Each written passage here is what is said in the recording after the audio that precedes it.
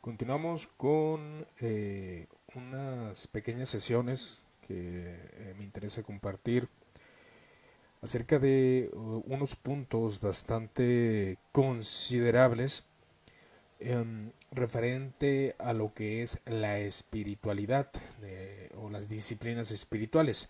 En esta ocasión quise tocar un libro que a mi parecer son de esos libros que lees y por ciertas costumbres o aún movimientos pues se queda plasmado y te dejan algo.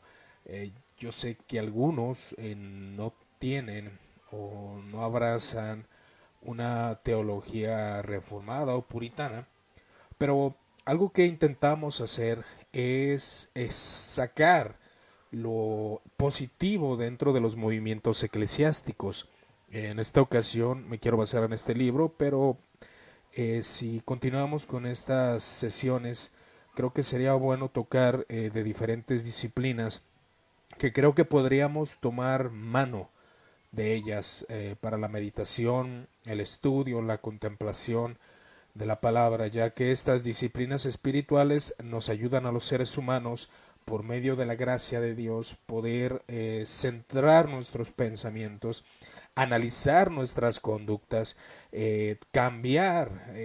Somos criaturas que cometemos errores, falibles, con muchos pecados, pero por medio de estas disciplinas de meditación, contemplación, oración, estudio de la palabra, puede desarrollar en el corazón humano ese deseo de hacer lo recto. Es como una especie de análisis, aún se practica en diferentes disciplinas no necesariamente religiosas, el análisis constructivo de las conductas de los seres humanos. Así pues, Dios ha puesto en nosotros esa capacidad de meditación.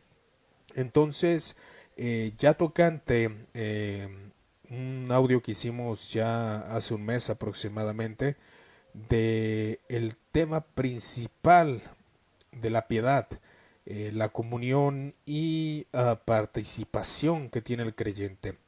Eh, Vamos a mencionar como obviamente este libro toca a los famosos reformadores, entre otros detalles.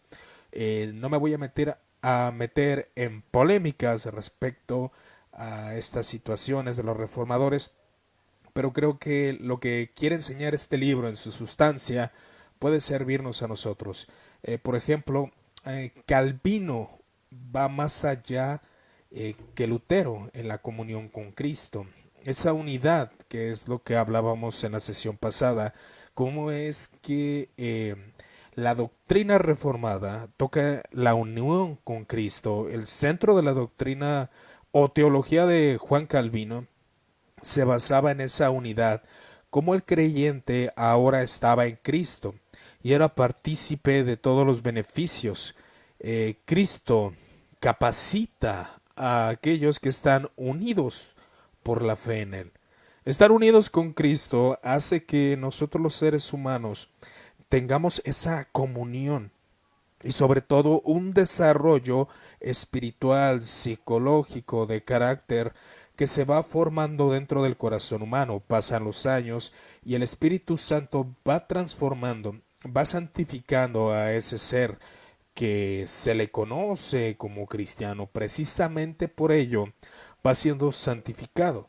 Y esto ocurre con cualquier ser humano, de ser pecadores, seres que íbamos en contra de la ley de Dios. Comienza a haber una transformación, pero es un énfasis que quiero hacer. Esta transformación es paso a paso, es progreso tras progreso, falla y corrección de parte de Dios. Es la vida humana, los humanos somos criaturas falibles, incapaces muchas veces de hacer las cosas, pero ese es el fin de las disciplinas espirituales, que el ser humano que no hace pueda llegar a un nivel de hacer. Eso sería la principal facultad que el hombre debe desarrollar para entender que su progreso como cristiano, su punto estratégico para que un hombre, una persona, quien quiera que sea, comience a desarrollar un carácter diferente. Ese es el punto de las disciplinas espirituales, que se desarrolle un carácter, que se desarrolle una capacidad de meditación. Meditar en lo bueno, en lo malo que hacemos, los pecados que cometemos, los errores, cómo necesitamos meditar en el carácter de Cristo para entender que estamos equivocados y depender netamente de su gracia. Entonces, por la fe somos unidos a Cristo, injertados en la muerte de Cristo. Cuando un hombre cree, su naturaleza pecaminosa muere en la cruz del Calvario, entonces derivamos de ella una energía secreta, como la rama de la raíz, escribe Juan Calvino. Es decir, que cuando un ser humano cree, ahora él pertenece a esa raíz, como una rama que va recibiendo la energía, la capacidad. Y esto es algo que el Espíritu Santo hace en el creyente, independientemente de dónde se encuentre. Este es un punto teológico. Ahora, hay maneras diferentes de ver este concepto, de diferentes tipos de teologías conforme a diferentes denominaciones, pero el punto es el mismo. Sin el Espíritu Santo, el ser humano no puede ser santificado, no puede ser transformado, y es el punto focal. No hay más. Independientemente de si sea wesleyano, calvinista, pentecostal, la realidad es de que el Espíritu Santo va transformando la vida del ser humano. Con fallas terribles, muchas veces la mente humana comienza de su momento de conversión hacia el final, va cambiando muchas cosas. El ser humano va siendo transformado. Sus ideas, conceptos y toda clase de situaciones, el Espíritu Santo las va moldeando, utilizando toda clase de medios, la vivencia diaria, la experiencia, la caída, los errores, el triunfo sobre el pecado. La gloria de Dios se manifiesta en eso, utilizando lo malo aún para nuestro beneficio, para el beneficio como cristianos. La obra del Espíritu Santo no complementa ni suplanta la revelación de la Escritura. Esto es una realidad. El Espíritu Santo va obrando en la vida del creyente, pero la escritura es de suma importancia, ya que la meditación es la misma. Y estas disciplinas, cuando no se ven con un concepto correcto, ¿cómo es que funciona? ¿Cómo en un libro? ¿Cómo letras? ¿Cómo un diálogo puede ayudarme a mi vida diaria? Nosotros en la experiencia como hombres, al momento que hay una conversación, un discurso, curiosamente estaba viendo una serie que llamó un poco mi atención. Esta serie habla de Hitler y temas históricos me llaman mucho la atención. Curiosamente Hitler tenía esa capacidad de oratoria, la manera de hablar, el discurso, la elocuencia. Un buen discurso produce en un hombre cambios de ideas, conceptos, su intelectualismo va cambiando por medio de discursos. Esto ocurre en cualquier lugar, en cualquier mundo, por así decirlo, mundo social. Así ocurre. Por eso Dios sabe cómo funcionamos los seres humanos, sabe que por medio de discursos somos motivados o derrumbados. Por eso su palabra es un discurso. Cuando es escuchada, motiva, cambia, transforma. Desea uno como hombre ser más semejante a ese Cristo del que tanto hablan las Escrituras. Es un discurso. La palabra, el diálogo, todo eso es importante. Por eso es importante que cada predicador, cada hombre pueda deleitar al alma del creyente por medio de una predicación sustentada en las Escrituras. Cuando se torna solamente a críticas, a historias personales que no son malas en sí mismas, pero el problema está cuando no penetramos hacia un discurso que pueda ayudar a las personas. Solamente palabras, no lo creo. Realmente un discurso penetra el corazón, y más cuando este es la palabra de Dios pura y correcta que penetra el corazón. Quitad la palabra y no quedará fe alguna, dice este famoso reformador. Por eso es importante contar con tiempos de meditación. Y la iglesia, por eso el título es La iglesia y la palabra. La iglesia, ¿qué tiene que ver la iglesia? Ese es un punto importante. ¿Qué tiene que ver la iglesia en estas disciplinas espirituales?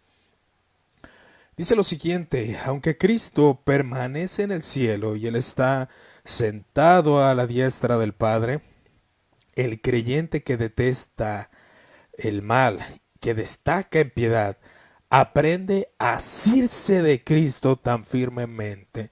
Y este es el principio de la piedad de todos los cristianos. Debemos aprender a asirnos de Cristo mediante la fe, mediante la confianza, mediante el razonamiento, la meditación, todos estos tipos de disciplinas espirituales.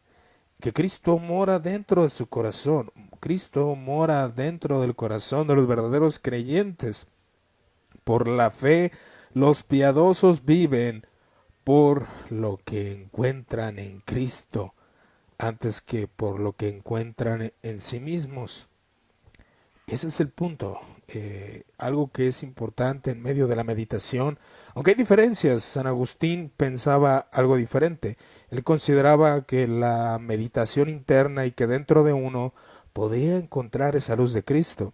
Pero el concepto reformado difiere un poco. Ahora, el hecho de que encuentran en sí mismos, no podemos encontrar en nosotros la virtud. Aún San Agustín, aunque decía medita y profundiza en ti mismo y encontrarse a Cristo, el punto es que en Cristo se debe tener la meditación, en su carácter, en lo que Él es, para ser transformados, porque es fácil un discurso, pero el discurso cuando se vuelve en obra es cuando comienza a ser real. Pero la piedad se considera que es un fruto de la justificación. Se le mencionaba como el doble lavamiento de la piedad, la justificación y la santificación, que es el concepto que se tiene en cuanto a esa unión. La justificación dice lo siguiente, como los reformadores creían acerca de este punto, que la justificación era una imputación, es decir, que toda la justicia de Cristo te es dada, pero esta imputación ofrece pureza imputada, es decir, la santificación, pureza real. El hombre que es santificado en cualquier teología es por medio que él entra por la justificación o santificación, que muchos unifican, que es el caso de los católicos romanos, que dicen que la justificación y santificación son sinónimos, pero nosotros como creyentes protestantes evangélicos se cree, por algunos, no todos, siempre hay divisiones, que es la justificación, y al entrar a la justificación comienza la santificación. Y la justificación no solo sirve para dar honor a Dios, santificando las condiciones para la salvación, también ofrece la conciencia de los creyentes a un pacífico reposo y serena tranquilidad. Cuando nos vemos envueltos en nuestros pecados, cuando nos vemos envueltos en todas esas caídas que como hombres tenemos, sabemos que nuestro reposo, en que somos justificados en Cristo, que Cristo nos declara justos por medio de la fe, nos da pacífico reposo y serena tranquilidad. No hay culpa, sabiendo que cuando pecamos, la gracia de Dios es suficiente para perdonarnos, y eso es lo que tenemos que tener en nuestras conciencias, que cuando fallamos, cuando transgredemos la ley de Dios, la tranquilidad está en Cristo. El hombre no puede perdonar ni limpiar tu conciencia. El confesar a Cristo los pecados hace que el hombre mantenga esa paz. Esa paz, como dice Romanos 5:1, justificados pues por la fe tenemos paz para con Dios por medio de nuestro Señor Jesucristo. Este es el corazón y el alma de la piedad. El ser humano cae, pero su conciencia solamente puede ser limpiada y progresada en piedad por medio de la confesión de los pecados. Y esa es una disciplina espiritual. El hombre cada día, cada vez que fallamos ante la ley de Dios, necesitamos confesar nuestras transgresiones, nuestros pecados, nuestras fallas a Dios. Entonces ahí es donde el hombre encuentra esa paz, encuentra esa reconciliación con Dios por medio de la confesión, por medio del reconocimiento de sus pecados, esas transgresiones perdonadas por la gracia de Dios, que hace que el hombre tenga pura conciencia ante la falla.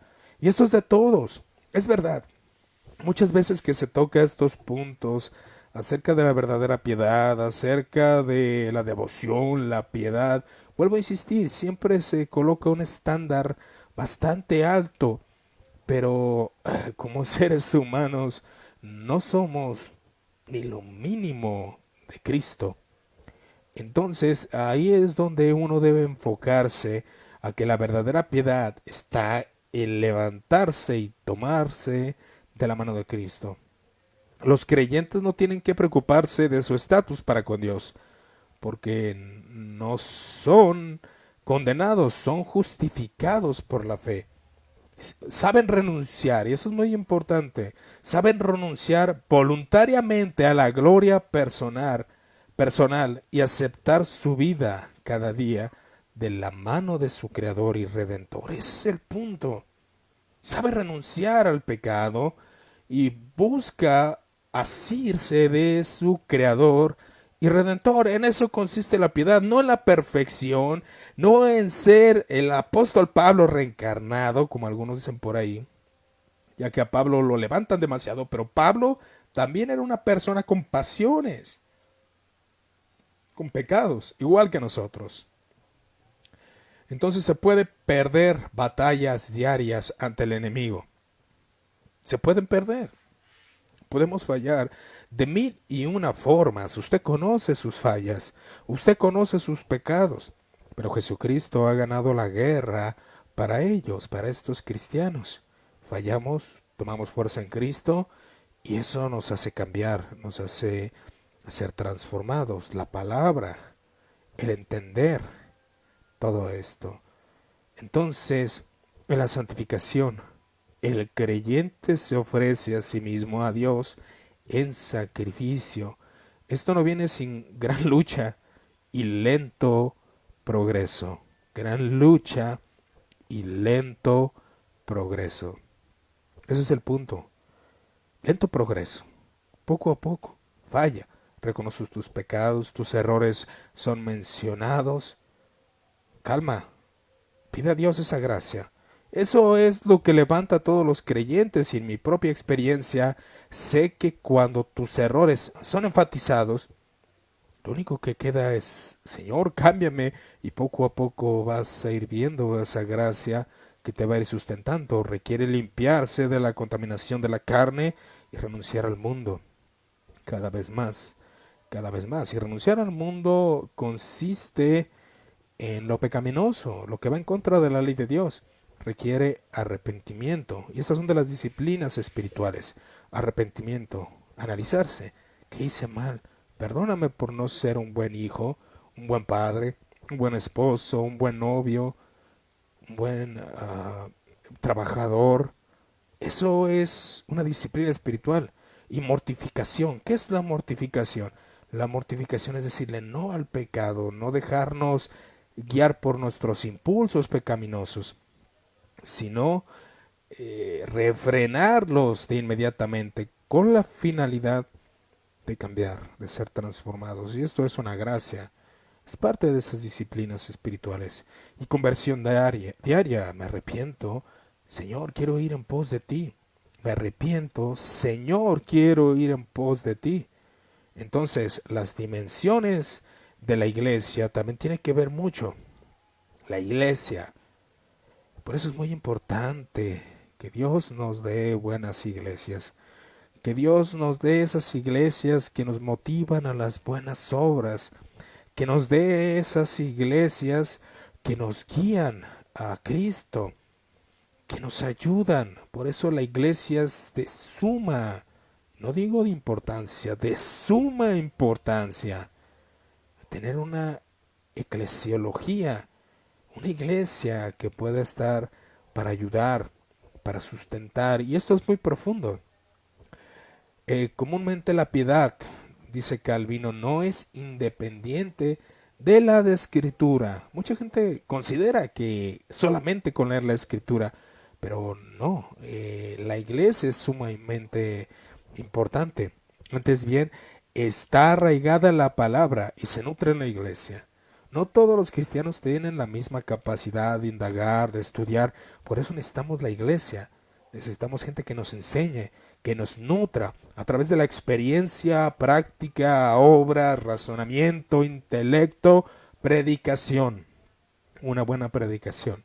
No solamente que se base en conceptos teológicos profundos, sino que realmente ese pastor, ese predicador tenga experiencia para poder hablar con sabiduría, con amor y con justicia. Si bien rompe con el clericalismo, ese clericalismo que enfatiza que hubo un absolutismo de Roma. Esa es una realidad. Como decían algunos por ahí, y ciertamente fuera de la iglesia católica no hay salvación, y es una verdad. El que no tiene a la iglesia por madre, no tiene a Dios por padre, es verdad. ¿En qué sentido? Eso es algo que vamos a explicar. Calvino mantiene, no obstante, un alto concepto de la iglesia. La iglesia es importantísima.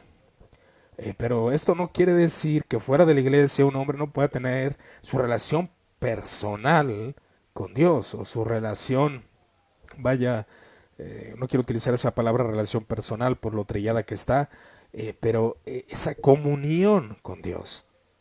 O sea, no solamente la iglesia, también fuera, pero la iglesia es importante.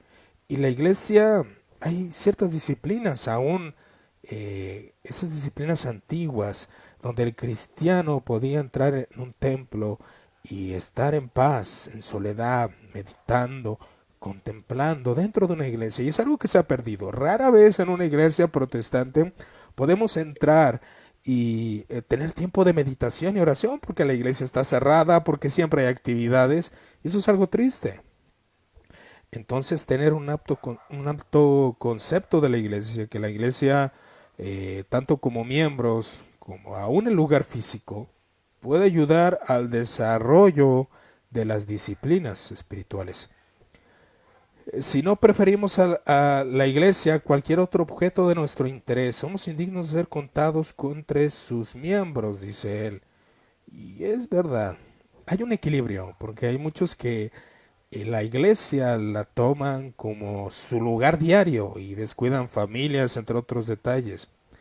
Pero es de suma importancia tomar en cuenta nuestra iglesia, porque es nuestro lugar de meditación, es nuestro lugar de oración, es nuestro lugar donde estamos siendo capacitados, enseñados por medio de discursos. Y vuelvo a enfatizar, un discurso es importante, realmente los buenos discursos en cualquier ámbito social ha tenido grande repercusión. Entonces, Agustín y Cipriano también, él mencionó esto curiosamente. No puede tener a Dios por padre quien rechaza tener a la iglesia por madre, a lo cual Calvino añade, ya no hay otro camino para llegar a la vida más que ser concebidos en el seno de esta madre, que nos dé a luz, nos alimente con sus pechos, y nos apare y defienda hasta que, despojados de esta carne mortal, seamos semejantes a los ángeles. ¿Y por qué? También algo que es sabio es entender que los seres humanos somos seres sociales.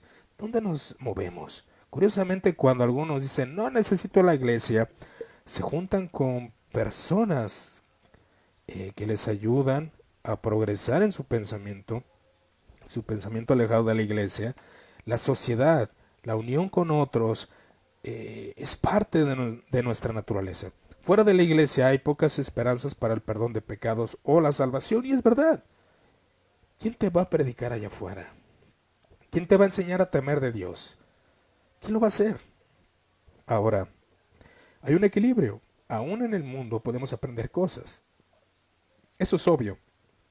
Pero el perdón de pecados, el escuchar un sermón, el escuchar la predicación, hace que nosotros crezcamos en eso.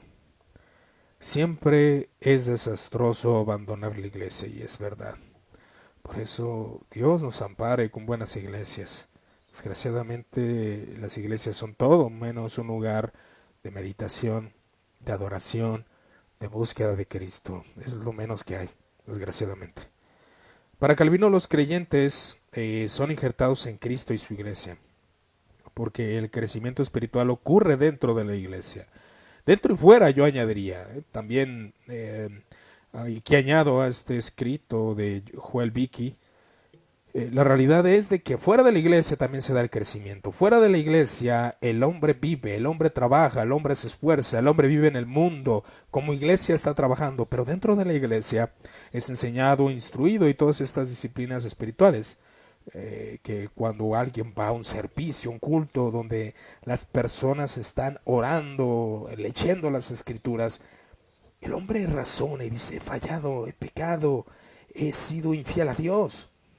La iglesia es madre educadora, madre, uh, toma a sus hijos, los instruye, es educadora, les enseña y alimentadora de todo creyente por medio de predicación. Vuelvo a mencionar, no todos los cristianos tienen la capacidad de tomar libros, leer las escrituras, no, necesitan maestros, necesitan quien les enseñe. Los laicos, los avisados, los de fe avisada, que solamente reciben, que no tienen la capacidad de estudiar más allá de ellos. Por eso es importante. Hay personas que tienen conocimientos en medicina y tal vez puedan hacer algo, pero hay personas que no tienen y necesitan un médico totalmente. Así muchos necesitan teólogos, buenos maestros, buenos instructores que los ayuden por medio de discursos y por medio de obras, por medio de hechos y por medio de ejemplo. Porque el Espíritu Santo actúa en la iglesia y eso es una verdad. Pero, ¿qué clases de iglesias? Buenas iglesias, donde haya verdaderos creyentes. Los creyentes cultivan la piedad por el Espíritu mediante el ministerio de la enseñanza de la iglesia, y esto ha sido bastante latente en muchos lugares. Aún yo recuerdo buenas enseñanzas, buenas predicaciones que penetraron mi mente y me hicieron entender lo mal que iba mi camino.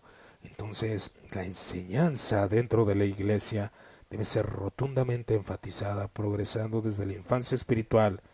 Y unos van comenzando la infancia espiritual, conociendo qué hacer, no sé qué hacer, va aprendiendo hasta la adolescencia y finalmente la plena hombría en Cristo. Y aquí cabe también las mujeres, en ese vigor espiritual que la mujer o el hombre puede tener.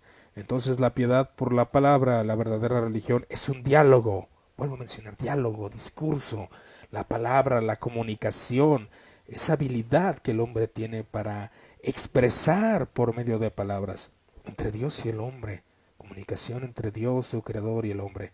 La parte del diálogo que Dios inicia es la revelación, su escritura, aún ciertas tradiciones, aún ciertas enseñanzas del pasado. En ella Dios baja para encontrarse con nosotros pecadores, hombres falibles.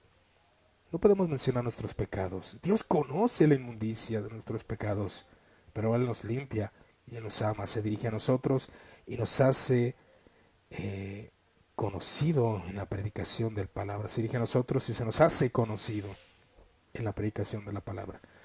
Las disciplinas espirituales que queremos enfatizar: la palabra, la predicación, el arrepentimiento, la mortificación y la conversión diaria, la meditación y oración. La iglesia es importante porque es el medio donde se reúne la sociedad de Dios, donde se reúnen los creyentes por medio de los sacramentos, la cena del Señor, el bautismo, la predicación de la palabra, entre otros detalles que muchas iglesias tienen, con la finalidad de que el Espíritu Santo por medio de ello, por medio de discursos, de predicaciones, de buenos ejemplos, podamos ir en camino de piedad. Es muy importante tomarlo en cuenta, el conocimiento, y aún tomar tu Biblia y poder tener tiempos de soledad donde el diálogo con Dios es más intenso. Esto viene siendo algunas de las disciplinas espirituales que estamos viendo en este libro, que me parece interesante, por eso quise tomarlo, pero vamos a tomar en cuenta otras fuentes para entender cuál es el propósito de las disciplinas espirituales. Te doy gracias por tu atención y seguimos en contacto. Cualquier duda, Dios los bendiga.